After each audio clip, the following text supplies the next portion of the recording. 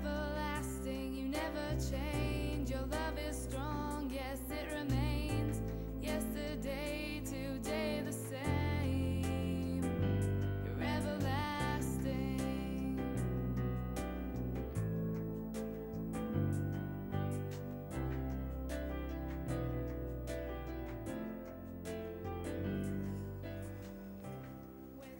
Għada taħbad data storika, magħrufa mad-dinja kollha, 11 ta' Settembru, l-attakki terroristiċi fuq it-Twin Towers fejn mietu eluf ta' nies. U min jaf kieku xi tħoss, kieku xi ħadd mill-familja tiegħek kellu jkun wieħed mill-vittmi. Naħseb barra diqa kbira tħoss ukoll rabja lejn min għamel l-attakk. U kieku kellek tiltaqa' ma' dik il-persuna li qatlet il-ħuk, l-oħtok, l-ommok jew missierek, kieku taħfrilha?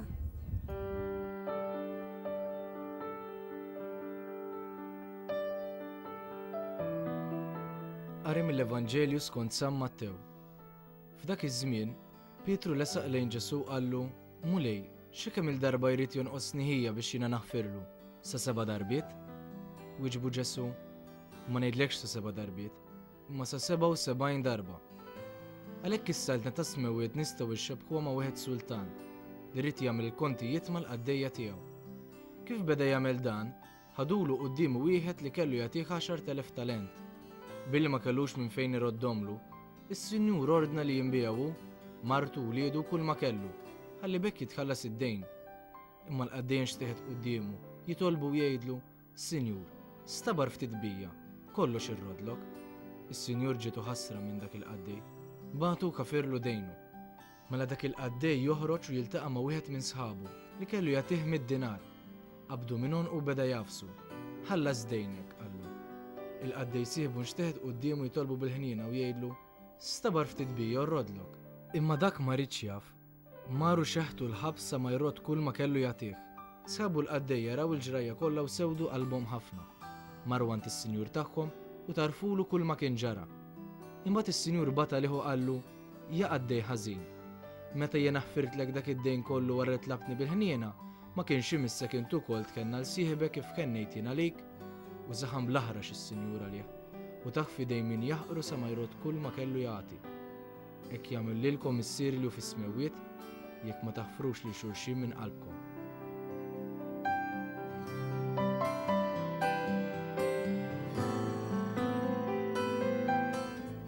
Bla dubju, il-passaġġ għadu kif inqara jitkellem fuq il-maħfra. Faċli tari taħfer kieku, imma diffiċli biex tagħmilha. U jien insiba diffiċli naħfer lil boyfriend għax naħ jitħaq lil xi waħda, għaseb wara kieku jagħmel li xi ħaġa aktar gravi, bħal jien naf jistradini magħha. Le, mhux faċli ta'. Kemm hu faċli jew diffiċli li taħfer? Li taħfer hija xi ħaġa sabiħa, però mhijiex dejjem faċli għaliex ir-reaction umana tagħna meta xi ħadd jagħmilli xi ħaġa ħażina, xi ħaġa negattiva, jiena niddefendi ruħi. Il-ġisem tiegħi jimmobilizza ruħu biex nindefendi lili nnifsi jew nattakka lura. Dik hija reaction normali tal-ġisem. Mhuwiex faċli appuntu għaliex qed immur kważi kontra l-istint tiegħi.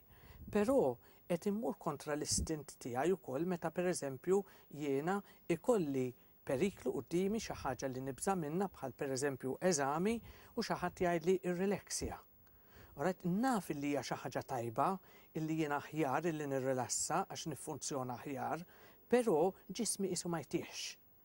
Okay? Allura il-maħfra hija proċess kif jiena ma nġorx dak il-baggage miegħi u ma nibqax isni tens għax meta nibqa' tens bħal meta xi ħadd isu qed iġġorr ruxma ta' ġebel toġijat fuq daru u ma jridx jitlaqhom.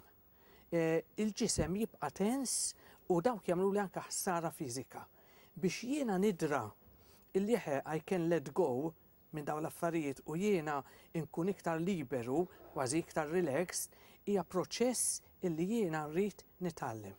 U skont xi tkun għamletlek il-persuna, ġifieri? L-azzjoni iva jiddependi kemm hu kbir l-uġigħ. Hemm nies iweġġaw b'ċert affarijiet, nies oħra jweġġaw b'affarijiet oħra. Persuni, pereżempju jekk aħna tagħmlilna xi ħaġa persuna li tkun qrib tagħna, ħabib jew ħabiba tagħna, persuni li nafdawhom se nweġġaw iktar milli persuni forsi illi ma nafuhomx jew persuni li nistennewha minn għandhom. Però fl-istess ħin il-proċess tal-maħfra huwa l-istess. Fl-istess ħin, il-mafra hi terapija? Meta jiena naħfer iva, meta jiena naħfer dik hija terapija kbira ħafna. Jekk jiena ikolli ħafna uġijat u jiena qed nirreaktja fuq dawn l-uġijat li mhux se jħalluni niffunzjona ta' bniedem liberu. Għaliex għax inkun qed nirreaktja minn ħafna uġijat fil-passat. Ikolli wkoll ħafna biżat illi forsi ma nafdax. Ikolli issues illi jiena qed nirreaktja għalihom fuq affarijiet li ġraw fil-passat mhux għal dak li qed jiġri fil-preżent. U kemm ħatibqa' taħfer? Ħanajdu, idealment tibqa' taħfer kemm ħajtek kollha. Ħajtek kollha aħna f'ħajjitna kollha, ħajjitna se tkun mimlija uġijat, żgħar, kbar, forsi ta' ħadd ieħor ikunu kbar minn ta' oħrajn. Però li naħfer mhijiex xi ħaġa illi qed nagħmel pjaċir il ħadd ieħor, li naħfer qed nagħmel pjaċir lili nnifsi.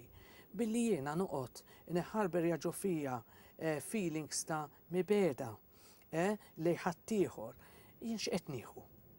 Li persuna l-oħra min qed nagħmilha xejn, imma qed nagħmel ħsara lili nnifsi. Jekk jiena dak il-feelings nimmanagja illi inħallihom għaddejjin jiżolqu minn fuqi, jien se nkun iktar tranquill miegħi nnifsi u iktar kapaċi nkun liberu man nista madwari fil-preżent. Forsi xi kultant rikonċiljazzjoni ma tkunx possibbli, imma almenu nkun ħfirt possibbli? Iva, li naħfer kif qed hija xi ħaġa personali. Rikonċiljazzjoni hija xi ħaġa oħra. Jiena nista' naħfer persuna, però ovvjament jiena ma nafdaħiex totalment, imma ma nibqax inġor dik il-weġa. Qed naħfer. Rikonċiljazzjoni hija step further. Rikonċiljazzjoni li jiena kważi rikonċiljazzjoni hija xi ħaġa iktar spiritwali, iktar li jiena nasal biex nara li l-persuna l-oħra hija wisq iktar minn dik il-weġa li għamlet li, allura jiena nkun kapaċi illi narġa' nkun unit mal-persuna l-oħra. Fuq kollox aħna fin-natura aħna kreaturi kollha.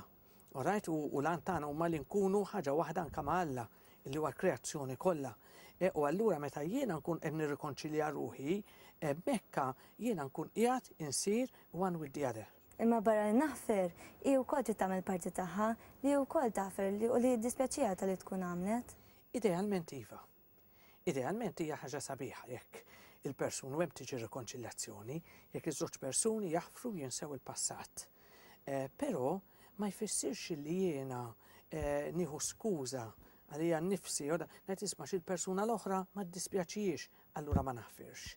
Nkun qed nagħmel ħsara lili nnifsi għax jiena nkun qed inkompli nġorr dik il-weġa u allura ma nkunx nista' nillibera lili nnifsi. Diffiċli taħfer, għalija almenu diffiċli żgur. Imma mbagħad noqgħod ngħid bħal meta naffett xi waħda jien u nisbalja. Bħal meta kxift li ħabibti kienet ilha, kien iddispjaċieni u xtaqta taħfirli. Imma allura għalfejn jien le. Skont il-każ vera u skont jekk kunx iddispjaċija l-persuna jew le.